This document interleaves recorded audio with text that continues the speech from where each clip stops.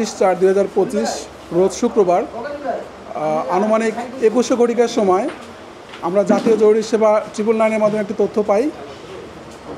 দক্ষিণ কেরানীগঞ্জ থানাধীন আগানগর ইউনিয়নের কালীগঞ্জ মাকসুদা গার্ডেন সিটির সামনে একটি সাদা বস্তার ভিতরে মস্তকবিহীন হাতপাবিহীন একটি মৃতদেহ পড়ে আছে। এই সংবাদ প্রাপ্তির সাথে সাথে আমাদের দক্ষিণ কেরানীগঞ্জ থানার যে টহল টিম ছিল তাৎক্ষণিক ঘটনাস্থলে পৌঁছায়। পরবর্তীতে অফিসার ইনচার্জ এবং আমি তথ্য পেলে আমিও ঘটনাস্থলে পৌঁছাই। ঘটনাস্থলে পৌঁছানোর পরে তাৎক্ষণিক গিয়ে আসলে মৃতদেহর যেহেতু ছিল না, কোনো অবয়ব ছিল না, এই জন্য মৃতদেহ পরিচয় শনাক্ত করা যায়নি।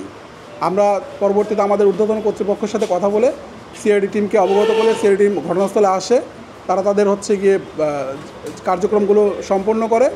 পরবর্তীতে আমরা আমাদের ঢাকা জেলার মান্যবর পুলিশ সুপার জনাব মোহাম্মদ আনিসুজ্জামান স্যারের সার্বিক দিক নির্দেশনায় এবং অতিরিক্ত পুলিশ সুপার জনাব মোহাম্মদ খালিল আলম স্যারের পরামর্শে আমি গিয়ে দক্ষিণ কেরানীগঞ্জ থানার একটা চৌকস টিম গঠন করি। যে টিমের ছিল এসআই ফরহাদ, এসআই জুলফিকার, কামরুল সহ এবং অন্যান্য ফোর্স সহ আমরা একটা টিম গঠন করি। যেহেতু একটা ক্লুলেস একটি চাঞ্চল্যকর মার্ডার, এই মার্ডারের কার্যক্রম পরিচালনা করার জন্য স্যারদের নির্দেশনায় আমরা টিম গঠন করি। এই প্রেক্ষাপটে আমরা তথ্য প্রযুক্তি এবং সিসিটিভি ফুটেজ, গোয়েন্দা তথ্য, এই তিনটার সমন্বয়ে আমরা একটা সার্বিক একটা কার্যক্রম শুরু করি। এই প্রেক্ষাপটে আমরা ওই সিসিটিভি ফুটেজ পর্যালোচনা করে আমরা একটা অস্পষ্ট ভিডিও পাই। সেই ভিডিওর সূত্র ধরে এবং তথ্য প্রযুক্তির মাধ্যমে আমরা একজন ব্যক্তির সন্ধান শনাক্ত করতে পারি। সেই ব্যক্তির সন্ধান শনাক্ত করার পরে পরবর্তী ওই ব্যক্তির যে আত্মীয়, তার পরিবারের সাথে আমরা যোগাযোগ করি। যোগাযোগ করলে ওই ব্যক্তির আত্মীয় ফ্যামিলি মেম্বার আমাদের থানায় আসে। থানায় আসলে তারপর গিয়ে তারা আমরা জানতে চাই যে এই বিথির কে এসেছে, তারা চেনে কি না। পরবর্তীতে বলে সে গিয়ে বিগত 3-4 দিন ধরে তার ফোনটা বন্ধ, এবং তারপরে আমরা আমাদের যে ছবি ছিল ছবিটা তাকে দেখালে সে শনাক্ত করে হ্যাঁ এটা তার বোন।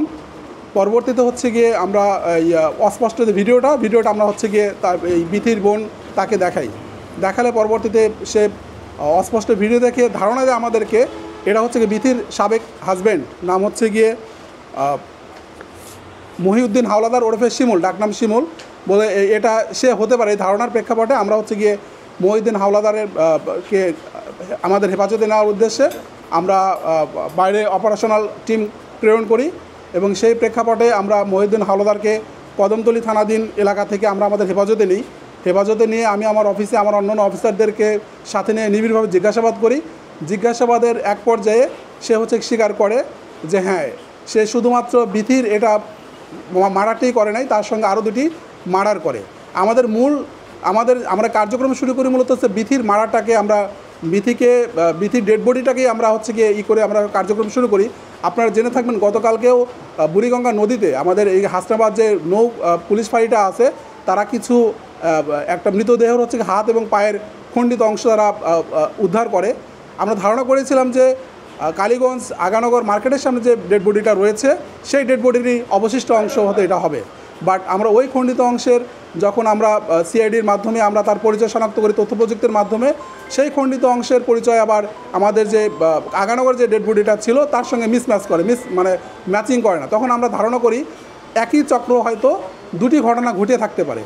পাশাপাশি যখন বিথির পরিবারের সাথে আমরা যোগাযোগ করি তখন আমাদেরকে জানায় যে বিথির সঙ্গে বিথির 4 বছরের একটা ছেলেও আছে, ছেলেটাও নিখোঁজ। আমরা পরবর্তীতে আমরা ধারণা করি তাহলে এই একই ব্যক্তি বা একই গ্রুপ 3টি মার্ডারের ঘটনার সঙ্গে সম্পৃক্ত থাকতে পারে। সেই প্রেক্ষাপটে আমরা পরবর্তীতে এই মহিউদ্দিন হাওলাদার ওরফে শিমুল তাকে আমরা হেফাজতে নিয়ে যখন জিজ্ঞাসাবাদ করি সে স্বীকার করলে তাকে আমরা নিয়ে গতকালকে রাত্রি আমরা গভীর রাতে আপনাদের এক সহকর্মী আমাদের সঙ্গে ছিল, যেহেতু অনেক রাত হয়ে গিয়েছিল, তাকে সাথে নিয়ে আমি আমার অফিসার ইনচার্জ আমার যে টিম আমি আমরা সেই বেয়ারা নামক জায়গায় আসামিকে সাথে নিয়ে আসামির স্বীকারোক্তি এবং তার দেখানো মতে একটা একটা ঝোপের মধ্যে সেখান থেকে আমরা তার এই রাফসান যে বিথির ছেলে তার ডেড বডিটা আমরা উদ্ধার করার পরবর্তীতে গিয়ে আমরা ওইখান থেকে আবার ইকুড়িয়া যে বাসায় মূলত এই 3টা মার্ডারের ঘটনা ঘটিয়েছে আমরা আসামিকে সাথে করে নিয়ে আমরা সেই গভীর রাত্রে আমরা সেই বাসায় যাই। যাওয়ার পরে বাসার বাড়ির মালিককে ডেকে আমরা বাসার রুমের দরজা খুলি এবং সে এই যে পুরো হত্যাকাণ্ডটি কীভাবে ঘটিয়েছে সেই বিষয়টা তো আমরা আগেই জানি। ওইখানে যে মূলত সে বিথি এবং নূপুর, যে মূলত নূপুর ছিল হচ্ছে গিয়ে বিথির সাবলেটে এক ফ্ল্যাটের দুটো রুম, আর একটা রুমে নূপুর সাবলেট হিসেবে থাকতো। সেই নূপুরকে হচ্ছে গামছা দিয়ে হত্যাকাণ্ডটা সংগঠিত করে এবং বিথির যে ছেলে রাফসান তাকে গলা চিবিয়ে শ্বাসরোধ করে হত্যাকাণ্ড করে। পরবর্তীতে আমরা আসামির দেখানো মতে সেই ওর বাসা থেকে আমরা গামছাটা উদ্ধার করি এবং এই তিনটা মার্ডার করার পরে সে হচ্ছে গিয়ে খুব ঠান্ডা ব্রেনে, সূক্ষ্ম ঠান্ডা ব্রেন এবং পরিকল্পনা মাফিক সে তিনটা ডেড বডিকে হচ্ছে গিয়ে তাৎক্ষণিক সকালে শুক্রবার সকালে হচ্ছে গিয়ে তিনটা মার্ডার করার পরে সে বাসায় বাড়ি থেকে তালা মেরে তার জুরাইনে যে তার বাসা আছে, তার প্রথম স্ত্রী যেখানে থাকে সেখানে সে তার বাসায় যায়। যাওয়ার পরে সে বলে যে আমার আজকে একটু ফিরতে দেরি হবে, আমার একটা বাইরে কাজ আছে। ওইটা বলে সে জুরাইন থেকে বিদায় নিয়ে সে হচ্ছে গিয়ে জুরাইনে একটা দোকান থেকে 6টা প্লাস্টিকের বস্তা কেনে, 6টা প্লাস্টিকের ব্যাগ কেনে, ব্যাগ এবং হচ্ছে গিয়ে একটা কুকারিজ দোকান থেকে একটা 150 টাকা দিয়ে একটা চাকুও কেনে। চাকু কিনে সে পুনরায় আবার হচ্ছে গিয়ে যে তিনটা মার্ডার ডেড বডি সে রেখে যায় এখানে এসে একদম ঠান্ডা ব্রেনে সে হচ্ছে গিয়ে একটা করে সে বাথরুমে নিয়ে উলঙ্গ করে বাথরুমে নিয়ে খণ্ড খণ্ড করে, যাতে করে তার ক্যারি করতে সহজ হয় এবং যাতে করে মানুষ এটা নিয়ে কোনো সন্দেহ পোষণ না করতে পারে। প্রথমে সে হচ্ছে গিয়ে রাফসান 4 বছরের যে বাচ্চা ছেলেটা তাকে সে খণ্ডিত করে। আমরা 6টা টুকরার আমরা পেয়েছি, আমাদের যে ডেড বডি রিকভার করে সেখানে 6টা টুকরার সন্ধান পেয়েছি। সে 6টা টুকরা করে প্রথমে সেই ডেড বডিটাকে সে নিয়ে কুড়িয়ে দিয়ে যে সে হচ্ছে বিয়ারা নামক যে জায়গাটা আছে ওইখানে জনৈক, আমি একটু দেখছি, জনৈক মিন্টু মিয়ার জমির ঝোপঝাড় যেটা, সেখানে সে ওটা ফেলে দিয়ে আসে এবং সে এতটাই কৌশলী ছিল সে যে রাস্তা দিয়ে যায় এবং ফেরার পথে তার রাস্তাটা চেঞ্জ করে যাতে করে তাকে কোনোভাবে ট্রেস না করা যায়।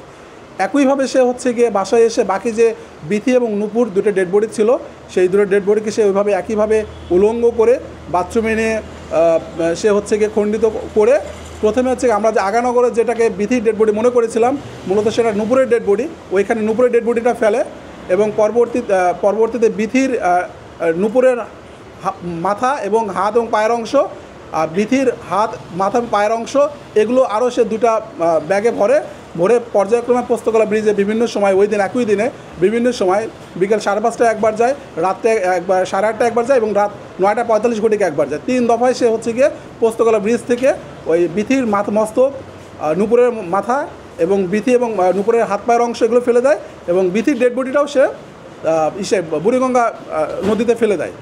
এবং সে এতটাই কৌশলী ছিল কোনো সাক্ষী প্রমাণ না রাখার জন্য সে যেটা করে বিথি এবং নূপুরের যে ব্যবহৃত মোবাইল ফোন, সে মোবাইল ফোন এবং সে যে চাকু দিয়ে এই ডেড বডিদেরকে খণ্ডিত করে সেই চাকুটাও সে বুড়িগঙ্গা নদীতে ফেলে যায়। তবে অপরাধ করলেও তার অজান্তেই সে কোনো না কোনো ক্লু রেখে যায়, যে ক্লুর সূত্র ধরে মূলত আমরা এই 3টা চাঞ্চল্যকর মামলার রহস্য উদ্ঘাটন করেছি।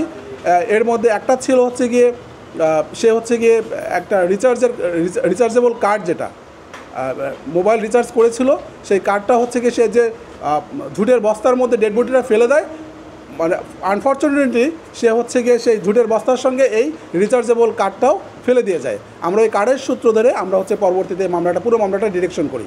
পাশাপাশি তার যে দেওয়া স্বীকারোক্তি এবং সে মোবাইলগুলো ফেলে দিলেও, চাকু ফেলে দিলেও সে যে গামছাটা দিয়ে শ্বাসরোধ করে হত্যা করে সেটাও সে ঘটনাস্থলে রেখে চলে আসে। এভাবে আমরা 3টা চাঞ্চল্যকর মার্ডার মামলা ডিরেকশন করি। মামলা রেকর্ড হওয়ার আগেই আমরা 48 ঘন্টার ভিতরে আমরা 3টা মামলার রহস্য উদ্ঘাটন করতে সক্ষম হই।